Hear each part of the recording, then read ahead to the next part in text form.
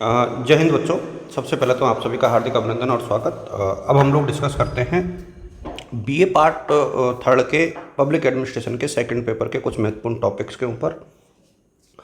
और मैं आपको बता दूं कि जो आपके प्रैक्टिकल्स और इनकी जो सूचना है उसको मैं टेलीग्राम पर अपडेट करूंगा, तो आप लोग डीएस एजुकेटर सर्च कर लेना टेलीग्राम पर, और या इंस्टा पर आप डीएस एजुकेटर सर्च करोगे तो मैं वहाँ भी अपडेट करूँगा।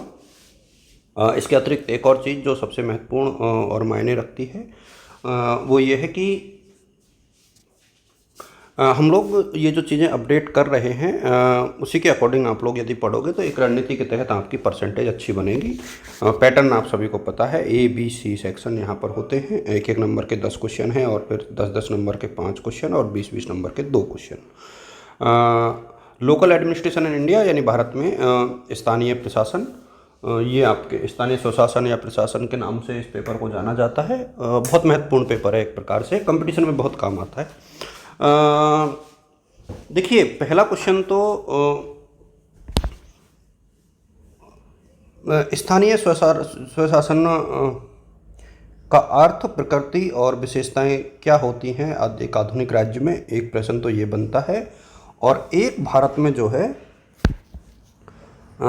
इसका विकास कैसे हुआ है स्थानीय स्वशासन का, तो पूरी हिस्ट्री इसके बारे में आपको देखनी होगी। अच्छा, इस यूनिट को पूरी पढ़ना, क्योंकि इसमें एक तो 20 नंबर का क्वेश्चन और एक 10 नंबर का क्वेश्चन और दो एक नंबर के क्वेश्चन, यानी 32 नंबर का मैटर आप सॉल्व करोगे।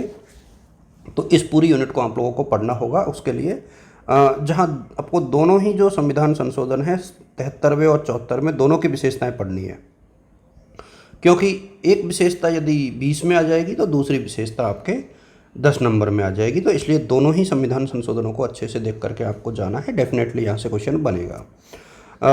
यूनिट सेकंड की हम लोग बात करें तो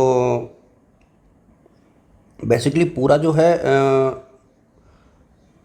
organisation and structure of urban local self government की यहाँ पर बात हो रही है। इसका मतलब है कि ये पूरा जो चैप्टर है वो शहरी स्थानीय स्वशासन से संबंधित है। अब उसमें कौन कौन सी चीज़ें पूछी जाएंगी, देखो, एक तो उसकी कंपोजिशन क्या होती है, फंक्शंस क्या क्या होते हैं, और लोकल बॉडीज जो होती हैं उनके कार्य क्या क्या होते हैं। अब ये पूरा सेटअप होता है, जैसे नगर निगम है, फिर उसके नीचे है, तो वो जो पूरा एक सेटअप है उसको आपको देखना पड़ेगा। तो बुक में से आप लोग इसको बहुत अच्छे से देख लेना। तो एक प्रश्न तो यहाँ से ये बनता है, और पूरा प्रश्न पूर्व पालित सेक्शन को आप लोग देख लोगे तो फिर नीचे से आप लोगों को सिर्फ जो है डिस्ट्रिक्ट प्लानिंग कमेटीज यानी जो जिला आयोजन समिति है उनको देखना पड़ेगा। वहाँ से भी एक क्वेश्चन बनता ही बनता है। और म्युनिसिपल कॉरपोरेशन की प्रमुख समस्याएं जो हैं उनकी स्वायत्तता से संबंधित और जिम्मेदारी से संबंधित वो कौन कौन सी होती हैं।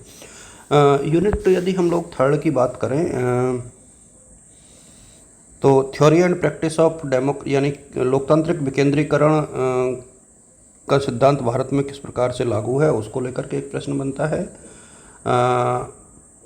एक प्रश्न जो बनता है वो आपके पूरा जिला परिषद, पंचायत समिति, इसको लेकर के बनता है, उनके संगठन और कार्यों को लेकर बनता है। इस चीज़ को आप लोग ध्यान रखना कि जिला परिषद और पंचायत समिति का जो फंक्शन है और जो संगठन है उसको लेकर के थोड़ा सा पूरा सेटअप। अच्छा, इसमें आप लोग पूरा एक ट्री बना लेना, जो भी प्रश्न पढ़ो ना, कि जैसे लोकल बॉडीज तो सबसे ऊपर क्या होता है, उसके नीचे क्या होता है, जैसे जिला परिषद, फिर आपके जिला परिषद के नीचे जो प्रधान होते हैं उनको हम लोग क्या बोलते हैं, उसके नीचे सरपंच होते हैं तो उनको फिर वार्ड मेंबर, तो वही पूरा एक चेन बना करके आप लोग पढ़ोगे तो शायद ज़्यादा अच्छे से पेपर कर पाओगे।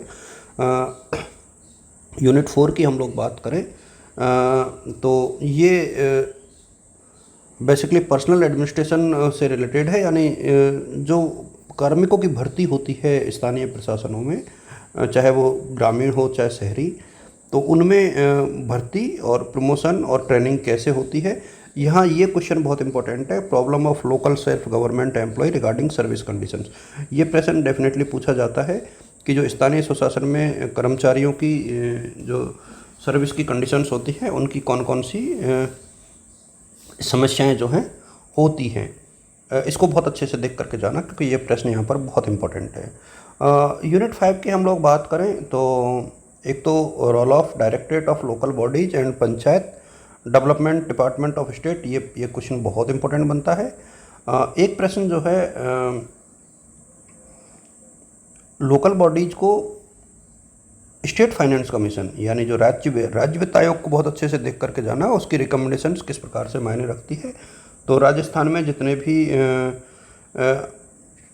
फाइनेंस कमीशन आए हैं उस हिसाब से थोड़ा सा आप लोग उसको पढ़ लेना। State finance commission district level पर होते हैं, स्टेट लेवल पर होते हैं, और राजस्थान में अब तक शायद 5 या 6 बने हैं। उस हिसाब से आप लोग देख लेना, अपडेट कर लेना खुद को। ये क्वेश्चन हैं जो बहुत इंपॉर्टेंट है। और फाइनेंशियल जो एडमिनिस्ट्रेशन है लोकल बॉडीज में, वो किस प्रकार से काम करता है, उसका एक पूरा स्ट्रक्चर है, उसे आप लोग अच्छे से देख करके जाना। बुक अभी फिर दोबारा मैं वही सजेस्ट करूँगा। यहाँ पर आप HC शर्मा की बुक रीड कर सकते हो, यहाँ पर अशोक शर्मा जी की बुक रीड कर सकते हो, और स्थानीय सुशासन के ऊपर ये जो किताबें हैं दोनों मैंने देख भी रखी हैं, पढ़ भी रखी हैं, दोनों अच्छी बुक हैं। आप लोग इनको रिकमेंडेड मैं अपनी तरफ से करूँगा। इसके अलावा गूगल की सहायता से भी आप लोग पढ़ सकते हो। आप सभी को शुभकामनाएं। Wishing you all the best और गुड लक। Thank you.